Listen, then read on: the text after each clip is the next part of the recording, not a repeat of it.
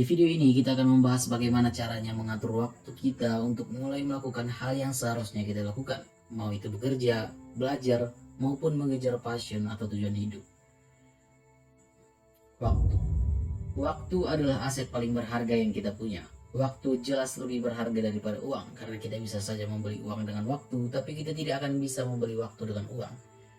Harga waktu setahun bisa kita tanyakan ke anak yang tidak naik kelas. Harga waktu sebulan bisa kita tanyakan ke seorang ibu yang melahirkan bayi prematur. Waktu sejam bisa kita tanyakan ke orang yang ketinggalan pesawat. Waktu 1 detik bisa kita tanyakan ke orang yang hampir kecelakaan. Dan waktu 1 milidetik bisa kita tanyakan berapa harganya pada atlet yang mendapat medali silver. Waktu adalah penyeimbang yang luar biasa. Orang terkaya di dunia seperti Elon Musk, Jeff Bezos, atau Bill Gates punya waktu yang sama dengan kita. Waktu tidak memandang ras, etnis, agama, dan yang lainnya.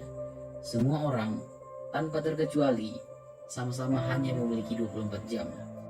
Satu-satunya yang membedakan satu orang dengan yang lainnya adalah bagaimana orang itu menggunakan waktu yang sudah diberikan kepadanya. Kalau kita menghargai 1 detik saja, berarti kita sudah menghargai hidup kita sendiri.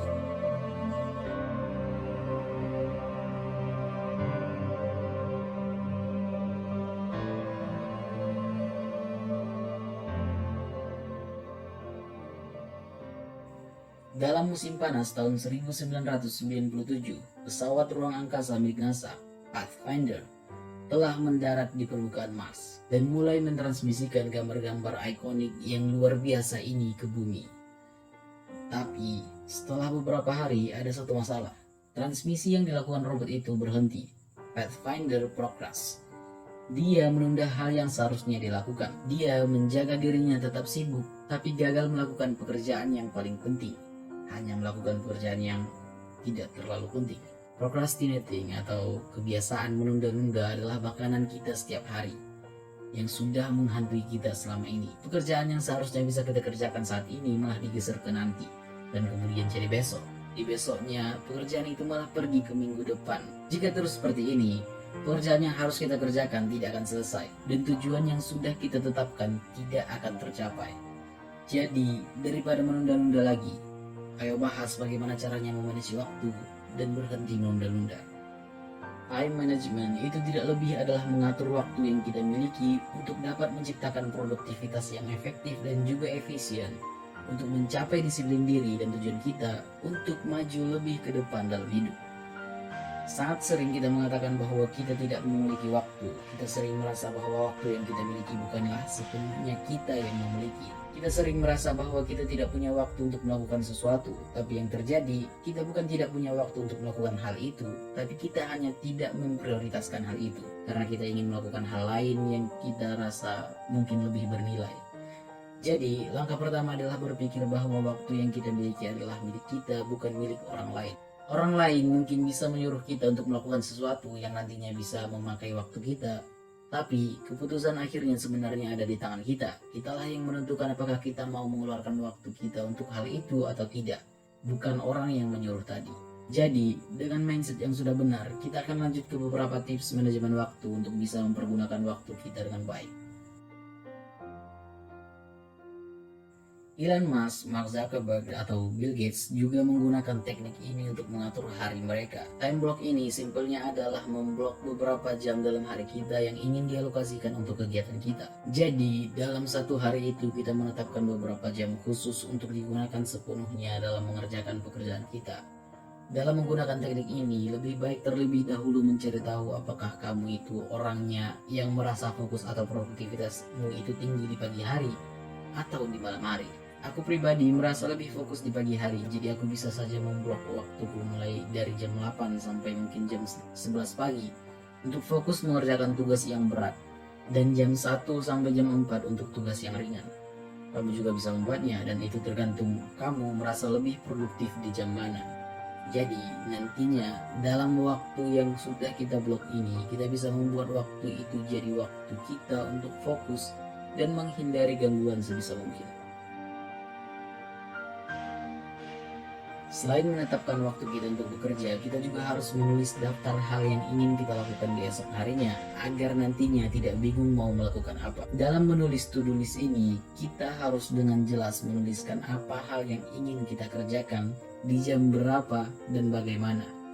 Dalam satu studi di awal tahun 90-an, seorang psikolog pergi ke suatu rumah sakit di Skotlandia, melakukan beberapa penelitian terhadap pasien yang melakukan operasi penggantian otot. Dalam operasi ini, pasien harus segera melakukan rehabilitasi fisikal dan melakukan beberapa gerakan supaya sembuh total dengan pergerakan mereka. Operasi ini sangat menyakitkan dan membuat banyak sekali pasien tidak pernah benar-benar sembuh. Peneliti itu melakukannya kepada 60 pasien dan menyuruh mereka untuk menuliskan dengan spesifik bagaimana cara mereka melakukan rehabilitasi itu. Dan pasien yang menuliskannya dengan spesifik jauh lebih mungkin melakukan yang dituliskannya, yaitu bagaimana cara mereka melakukan rehabilitasi itu di esok harinya daripada mereka yang tidak menuliskannya. Kalau kita jadikan contoh rehabilitasi yang menyakitkan saja, yang banyak sekali orang lebih memilih untuk tidak usah sembuh daripada mempertahankan rasa sakit itu. Jadi punya semacam motivasi untuk melakukan rehabilitasi itu. Apalagi kita yang pekerjaannya kebanyakan hanya duduk, buka laptop dan bekerja. Jadi untuk benar-benar bisa melakukan hal yang ingin kamu lakukan, ambil pensil dan kertas atau tulis dengan digital, terserah. Yang jelas tulis dengan spesifik dan detail sebelum kamu mencoba untuk melakukannya.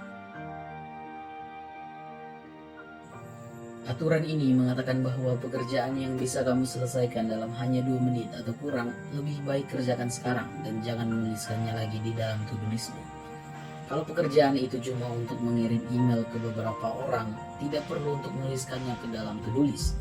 Lebih baik langsung dikirimkan saat itu juga. Ini akan membantu to-do listmu itu lebih rapi dan kamu juga bisa menyelesaikan lebih banyak tugas.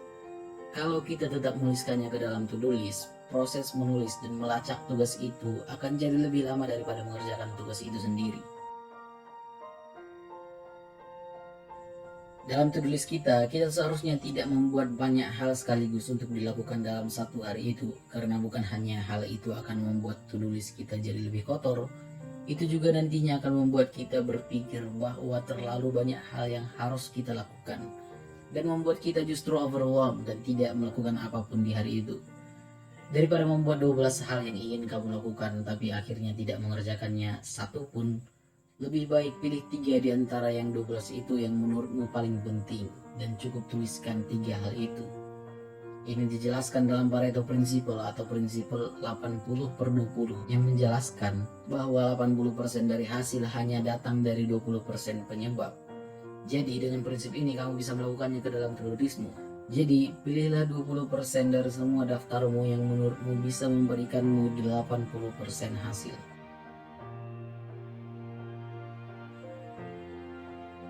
Tepat setelah bangun tidur, cobalah untuk tidak mengambil HP.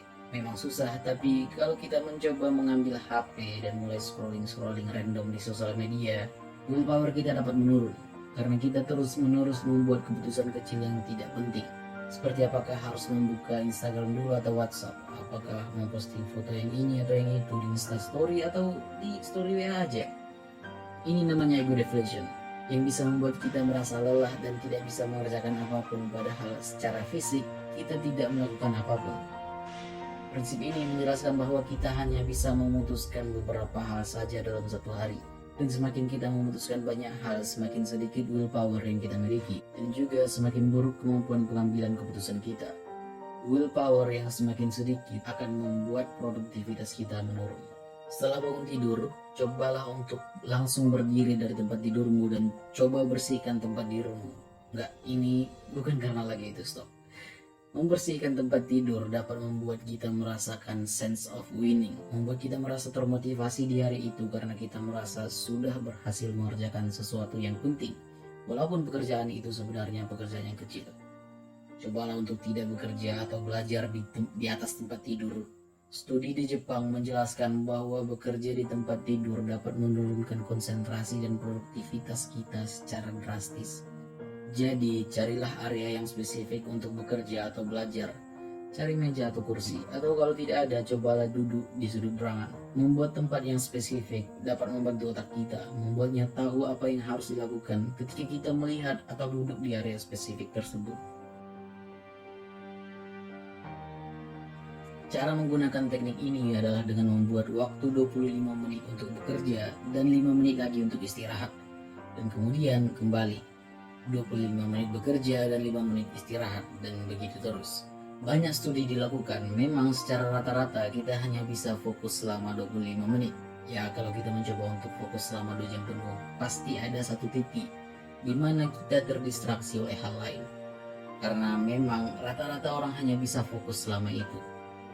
Dan cara kita untuk mengembalikan fokus itu adalah dengan istirahat dan menjauhkan diri dari pekerjaan itu selama 5 menit.